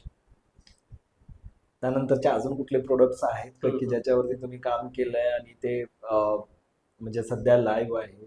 जर कंपनी सिक्युरिटी नसेल तर तुम्ही एक्सप्लेन करू शकता. हा नाही, मेनली जो आता मेन आय पैसा होता आमचा, आय पैसाच खूप हे वास्ट आहे. आय पैसामध्ये आम्ही युटिलिटी पेमेंट सर्व्हिसेस पण हे करतो. म्हणजे तुम्हाला पहिल्या 2 वर्षामध्ये अगदी पेमेंट गेटवे इंटिग्रेशन येस पासून प्लॅटफॉर्म डेव्हलपमेंट पर्यंत, आर्किटेक्चर लेवल पर्यंत सगळ्या गोष्टी समजल्या. येस स्टार्टअप मध्ये काम करण्याचा हा फायदा आहे. हा म्हणजे माझ्याकडे एक संकेत म्हणून मुलगा आहे, मी त्याला सगळ्या रिसर्च करायला सांगतो. AWS चा रिसर्च कर, कुठल्या सर्व्हिसेस यूज करता येतील, स्केलेबल. आता VPS घेतलाय तर मशीन सेटअप कर. हा ह्या गोष्टी आधी म्हणजे सिनियर पर्सन करायची. हम्म. तर आता मुलं जी आत्ताची आहेत ते स्वतः करतायत, लर्न करतायत, मग करतायत. सो पंकज, मला पुढचा प्रश्न हा विचारायचा आहे की AI एनेबल्ड सॉफ्टवेअर इंजिनियर ही एक कन्सेप्ट आता येणार मार्केटमध्ये. ओके. तो त्याच्याबद्दल तुला काय वाटतंय? म्हणजे AI एनेबल्ड सॉफ्टवेअर इंजिनियर याचा अर्थ हा की प्रोग्रामिंग असणं मस्ट आहे, बेसिक प्रोग्रामिंग यायला पाहिजे, पण AI रॅपर यूज करायला यायला पाहिजे आणि AI नंतर तुम्हाला चेंज करता यायला पाहिजे कोडमध्ये. ओके. सो ही जी इंडस्ट्री आहे ती तुझ्या नजरेतून तू कसं बघतो आहे याच्याकडे? सर आपण म्हणजे महाभारतात पण ऐकलेलं आहे की बदल ही काळाची गरज आहे. येस. तर या गोष्टी ज्या येत आहेत, या गोष्टी ज्या चेंज होत आहेत आणि एआय ज्या पद्धतीने वरती जात आहे, तर मला वाटतं की हे चेंज येतीलच, आपल्याला त्यानुसार बदलायला हवं. पहिला पार्ट जो येतो प्रोग्रामिंग स्किलचा, तर बेसिक आपल्याला यायलाच हवं. ते मला वाटतं की मुलांनी आता कॉलेजमध्येच क्लिअर करावं. कॉलेजचा पण जो पार्ट असतो, आपण त्याला म्हणतो की नाही माझं फर्स्ट सेमिस्टर आहे तर काही नाही, नॉर्मल विषय काढतो. हा नाही, तुमचं जे कॉलेजचं जे सब्जेक्ट्स वगैरे असतात, डे 1 पासून तुम्ही तयार पाहिजे या सगळ्या गोष्टी. नाही हा डे वन पासून तयार असायला पाहिजे. सर माझं वैयक्तिक असं म्हणणं आहे की बाबा तुम्ही फुल टाइम नका द्या, तुम्ही डेली 1 तास द्या, पण कन्सिस्टंट द्या. येस. 1 तास द्या पण कन्सिस्टंट द्या. त्याच्यामध्ये तुम्ही वेगवेगळे टेक्नॉलॉजीज बघा. टेक्नॉलॉजीज मध्ये आता जवळपास आता रिॲक्ट आपण पकडू. रिॲक्टचे नेमकं कॉम्पोनंट्स टू कॉम्पोनंटचा फ्लो कसा चालतो, नेमकं कॉम्पोनंट्स काय असतं, रिडक्स काय असतं, छोटे छोटे एक यूआयचे हे लोकल होस्टला एक बनवून ठेव. तुमचं गिटअप अपडेट ठेवा. गिटअप कंटिन्युअस तुम्ही पुश वगैरे करून गिटअप शिका, नेमकं काय कसं वर्क होतं ते. आणि आता एआय ला मी आधी पण बोललो की एआय ॲज अ गुरु म्हणून हे करतं. तर तुम्ही जे पण तुमचे क्वेश्चन्स असतील त्याचा सिम्पली त्याला विचारला की बाबा हे असं असं आहे, मला सांग नेमकं कसं आहे. ते सांगतं, ते इनडायरेक्टली आपल्यासोबत बोलतं, कम्युनिकेट करतं. आणि त्या गोष्टी जेन्युन पण आहेत. ते टॉप लेवलचं ॲज अ एज्युकेशनचं मटेरियल आपल्याला देतं. येस. तर आपण तो त्याचा नक्कीच फायदा घ्यायला पाहिजे. राहिला विषय एआय इनेबल इंजिनियरचा, तर तो आता काळाची गरज आहे. आपल्याला त्यानुसार चेंज व्हायला हवं. आपल्याला गोष्टी बघायला हव्यात की नेमकं एआयचा यूज करून आपण प्रॉडक्ट डेव्हलपमेंट किती स्पीडने करतो. सेकंड पार्ट त्याच्यात येतो की जेवढं तुमचं एआय स्ट्रॉंग होत चाललं, जेवढा तुमचा लाईक थिंकिंग पॉवर त्या लेवलची तुम्हाला बनवायला हवी. आणि त्यानंतर जो आपण मेन आमचा जो फिनटेक मधला पेन पॉइंट आहे फ्रॉड वन, की जो एआय तुमचा जेवढा आता जसं की डिफेक्ट वगैरे मागे बरेच प्रकार वगैरे आले त्याचे, तर तुमचा सिक्युरिटीचा जो पार्ट आहे तो तेवढा स्ट्रॉंग असायला हवा. ग्रेट. आता ऍक्च्युली माझं जे प्रोफाईल आहे, मी फक्त डेव्हलपमेंट पुरता मर्यादित नाही राहिलो सर. डेव्हलपमेंट माझं आधीपासूनच हे एक होतं की नाही बाबा, एका गोष्टीवर स्टेबल न राहता मल्टिपल गोष्टी आपण शिकत राहायला पाहिजे. येस. तुमची कोर गोष्ट तुम्ही डेव्हलपमेंट म्हणून एकदाच बिल्ड केलं प्रॉपरली, एकदम स्ट्रॉंग आहे त्याच्यात, एकदाच तुमची जर कंटिन्यू प्रॅक्टिस असली तर तुम्ही एक प्रोजेक्ट तुम्ही 8 दिवसात पण कम्प्लीट करू शकतात, एवढा कॉन्फिडन्स वाटतो मला. येस. सेकंड, तुम्ही रिसेशन प्रूफ तुम्हाला जर बनायचं आहे तर तुम्हाला या मल्टिपल गोष्टी करणं भागच आहे. एकदम परफेक्ट. आणि आता मी कंपनीत पण होतो. आता बरेच कंपनीत पण असतात की नाही बाबा तू म्हणजे मी माझं डेव्हलपमेंट आहे तर समाधान मानून घेतो, नाही मला आता याच्या पुढे जायचं नाही, ओके आहे. तर माझं मी म्हणजे आधीपासूनच ठरवलेलं होतं की नाही बाबा एका गोष्टीवर आपण डिपेंड न राहता मल्टिपल गोष्टी करू. आता सर आमचा 2 वर्षाचा हर्षण माझा हे एक्सपिरियन्स आहे, बट आम्ही कुठल्याही गोष्टीमध्ये इनिशिएटिव्ह घेतो. जसं की आता सर्व्हरचा पार्ट होता, सर्व्हर आमच्या पट्ट्यातलंच नव्हतं, तरी पण आम्ही हात वरती केला, नाही आम्ही करू. आणि आम्ही सर रात्र बसून त्या गोष्टी केल्यात पण. सर्व्हर सेटअप पासून त्याचं डिप्लॉयमेंट पासून म्हणजे सगळ्या CI/CD असं पूर्ण आम्ही इस्टॅब्लिश केलं. ग्रेट. आणि तेही ना कोणाचा गाईड, आम्ही शिकून. फक्त आम्हाला जस्ट आमचे CEO जे राम सर होते आणि मॅडम होत्या, त्यांचं एक मोटिवेशन की नाही बाबा करा, तुम्ही तुमच्यात आहे ते कॅलिबर. बस आपल्याला एकच गोष्ट लागते की कुणीतरी मागून जरी म्हटलं की नाही बाबा तू करू शकतो, तर त्या गोष्टी होतील. इव्हन कोणी नाही म्हटलं, आपल्यातला पण एक सेल्फ तो आवाज असतो की नाही बाबा या गोष्टी होतील, थोडा वेळ लागेल पण त्या गोष्टी होतील. या गोष्टींना मी प्राधान्य देतो. ग्रेट. सो राम सरांचं खूप सारा आभार मानतो मी कोटमोसच्या माध्यमातून, कारण ग्रामीण भागातल्या मुलांना संधी द्यायला पाहिजे आणि त्यांनी बऱ्याच साऱ्या मुलांना संधी दिली ऍट सम फिनटेक, राईट. त्यांच्या माध्यमातून जी ग्रामीण भागातली मुलं आहेत ती जास्तीत जास्त वरती जायला पाहिजेत. त्यांचाही खूप सारा आभार. मी शेवटच्या प्रश्नाकडे तुला घेऊन जातो की पंकज, ग्रामीण भागातली मुलं जे आहेत त्यांच्याकडे खरंच खूप पोटेन्शियल आहे. हो सर. म्हणजे मी स्वतः ग्रामीण भागातला आहे, तूही ग्रामीण भागातला आहे. त्या मुलांनी खचून न जाता जिथं असतील तिथून सुरुवात करायला पाहिजे, या मताचा मी आहे. राईट. म्हणजे तुझ्याकडे काय आहे, मग ते येण्याची वाट बघू नकोस, जिथं आहे तिथून तू सुरुवात करायला पाहिजे. उंटावरून शेळ्या राखायला नाही पाहिजे. म्हणजे माझ्या मते की तू जळगावमध्ये बसलाय, तिथून मित्रांना फोन करतोय, अरे बघ ना माझ्यासाठी काय हा, असेल. हा. तर ह्या गोष्टी खूप करतायत. माझ्यासाठी रेफरन्स बघ ना, मग मला रेफरन्स दे. पण त्याच्या आधीचं जे हे सगळं जे आहे, हे सगळं करायला पोरं तयार नाहीत आहे, शॉर्टकट शोधतायत आहे. तर त्या ग्रामीण भागातल्या मुलांना काय सांगशील की जे नॉन आयटी ते आयटी मध्ये टॉप लेवलला जाऊ शकतात, थॉट प्रोसेसनुसार, सॅलरीनुसार, पोझिशननुसार अगदी कमी वेळेमध्ये चांगल्या पोझिशन पर्यंत जाऊ शकतात. याचं जिवंत उदाहरण तुझं आणि हाच आहेच आहे. तू काय सांगशील की त्या मुलांनी जेणेकरून मोटिवेट व्हायला पाहिजे? सर तुम्ही जे बोलला की लांबून हे करून लाईक कॉल वगैरे करणं, नाही, या गोष्टी ऍक्च्युली आहेत. तुलाही कॉल येत असतील हा, का? मला येतात ना कॉल वगैरे, भरपूर येतात. बट आता इथे एक पेन पॉईंट सांगतो सर. तुम्ही जेवढे म्हणतात ना आपण की तुम्ही जेवढे कष्ट करणार किंवा जेवढे तुम्ही आगात सुचणार, तेवढं तुम्ही स्ट्रॉंग बनणार. उजळून निघेल. तुम्ही उन्हात 4 गोष्टी फिरा तुम्हाला, आणि उन्हात तुम्ही फिरल्यानंतर म्हणा, मार्केटमध्ये गेल्यानंतर तुम्हाला जी जॉब भेटेल त्या जॉबची व्हॅल्यू अकम्पेरेबल असेल. येस. एक कोणीतरी तुम्हाला रेफरन्स देत आहे, तुम्ही रेफर थ्रू जातायत आणि ते जॉब घेतायत, तो कंटिन्यू तुम्हाला ऐकवेल की बाबा मी रेफर केलं नाही. बट तुम्ही ज्या वेळेस स्वतःच्या दमावर किंवा स्वतःच्या जिद्दीवर, हिमतीवर तुम्ही जाऊन ती जॉब घेतायत, तर तो एक वेगळा सॅटिस्फॅक्शन असेल. ग्रेट. गावाकडच्या मुलांना माझं तर एकच सांगणं आहे की खचून नाही जायचं. आपल्याकडे एकच ऑप्शन नसतो. इवन मी आता जसं गव्हर्नमेंटचं ते डोक्यातच होतं, गव्हर्नमेंटचं म्हणजे आपण कधीतरी बोलू, बट त्याच्यात आयटी मध्ये सुद्धा गव्हर्नमेंटच्या मल्टिपल वॅकन्सीज असतात. ज्यांना गव्हर्नमेंटच पाहिजे त्यांनी बँकिंग सेक्टरमध्ये एक IBPS ESO असते, जे स्पेशलिस्ट ऑफिसर म्हणून असते, स्केल 1, स्केल 2, स्केल 3 ची एक्झाम. त्यामध्ये सुद्धा तुम्हाला ऍज अ गव्हर्नमेंट बॉडी म्हणून बँकेत क्षेत्रात जाता येतं. इवन भरपूर सायबर सिक्युरिटीचे सेल्स वगैरे असतात, तिथे तुम्हाला जाता येईल. म्हणजे जर ग्रामीण भागातला मुलगा जर गव्हर्नमेंटच हे करत करू असेल. शकतो. आणि गावातल्या मुलांचं काय असतं, एक गव्हर्नमेंट जॉब म्हणजे एक वेगळं हे असतं Right. की नाही बाबा मला गव्हर्नमेंटच जॉब हवी.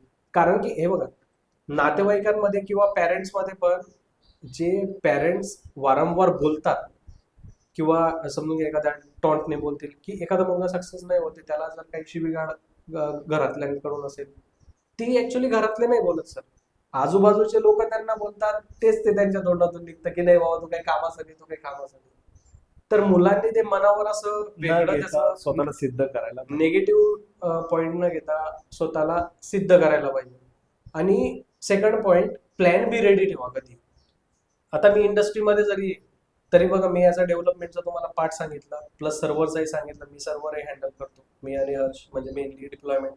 सेकंड, मी इंडिव्हिज्युअल साईडवर एक रिस्क अनालिस्ट म्हणून असतं, ते सुद्धा मी काम करतो, ज्याच्यामध्ये सायबर सिक्युरिटीचा पार्ट, ज्याच्यात ISO 27000 आणि PCI DSS याचं डॉक्युमेंटेशन किंवा सेटअप मी बघतोय. त्यानंतर मेनली कस्टमर सपोर्ट सुद्धा देतो मी वेळेला. तर या गोष्टींचं तुम्ही असं निगेटिव्ह वाटून नका घ्या की नाही बाबा मला ती प्रोफाईल असं. हा, काम असतं सर. तुम्ही कुठलीही नवीन गोष्ट शिकताय, त्याच्यातून काहीतरी एक्सपिरियन्स तुम्ही गेन करताय. कस्टमरला बोलल्यानंतरही 1000 गोष्टी शिकू शकतो. हजारो गोष्टी शिकू शकतात तुम्ही. निदान इथून जर तुम्ही दुसरीकडे जाणार आहेत, तर तुमचे एक रिझ्यूम न बनता 5 रिझ्यूम बनतील वेगवेगळ्या स्किल सेटचे. ग्रेट. तर तुमच्याकडे तुम्ही ऍज अ रिसेशन प्रूफ, म्हणजे आपण म्हणतो की नाही रिसेशन आहे, आयटी मध्ये स्कोप नाही, आयटी मध्ये जॉब नाही, आयटी मध्ये जाणं घातक आहे, असं नाही. तुम्ही मल्टिपल गोष्ट शिका, तुम्ही स्किलफुल व्हा, तुमचा एक्सपिरियन्स शो करा, तुम्ही त्या लेवलला जाणार. आता ऍक्च्युली ऑनसाईट पण आम्ही गेलो, ऑनसाईट पण एवढ्या कमी वयात जाणं, हा, 2 वर्षात शक्य नसतं बऱ्याच नाही. लोकांना. हे 99-100 पैकी 2 लोक जात असतील 2 वर्षात. कारण लॉयलिटी प्रूफ करायलाच 2-3 वर्ष जातात कंपनीमध्ये. मग त्यानंतर त्या गोष्टीचा विचार केला जातो. त्या गोष्टीचा तुम्ही तेवढ्या वेळात जाऊन रिटर्न आले. तर ह्या गोष्टीचा ऍक्च्युली मी पण विचार नव्हता केला की एवढ्या कमी वेळात आपल्याला हे भेटेल. मी तर थँक्स करेल की मॅनेजमेंट टीमला आणि म्हणजे याला, की त्यांनी एक भरोसा दाखवला. आम्ही तिथं गेलो, त्या गोष्टी केल्यात, तिथे सुद्धा आम्ही त्याच लेवलचं हार्डवर्क केलं, इथल्याहून दुप्पट, की निदान तिथलं एन्व्हायरमेंट मध्ये आपण काय काय गोष्टी शिकू, काय काय गोष्टी बघू, या गोष्टींचा कंटिन्यू अनालिसिस वगैरे केलं, शिकलो आणि तो एक्सपिरियन्स घेऊन इकडे आलो. ग्रेट. तर मग एक तोच की खचून न जाता मल्टिपल गोष्टींवर फोकस आपण ठेवायला पाहिजे. आणि दुसरी गोष्ट मी म्हणजे हे पण म्हणेल, म्हणजे या माध्यमातून म्हणजे फॅमिलीचा तेवढा सपोर्ट लागतो. ऍक्च्युली मी मॅरिड आहे आता. हो. तर तेवढा वाईफचा वगैरे पण बऱ्यापैकी सपोर्ट होता, या गोष्टी समजून घेतल्या, त्यामुळे आपण तिकडे जाऊ शकलो आणि तो आपल्याला तो एक टाइम स्पेंड मिळाला. ग्रेट. तर तो एक पार्ट असतो. राईट. पंकज, तुम्ही खूप वेळ काढला. रेसेशन प्रूफ करिअर याबद्दल आपण खूप सारं बोललो आणि मला वाटतं हा पॉडकास्ट ग्रामीण भागातल्या त्या मुलांना ऊर्जा देऊन जाईल की ज्यांच्या मनामध्ये थोडीशी हालचाल आहे, थोडीशी भीती आहे. कोडफर्स्ट फॅमिलीकडून, कोडफर्स्ट परिवाराकडून तुमचे खूप सारे आभार. तुम्ही वेळ दिल्याबद्दल. Thank you.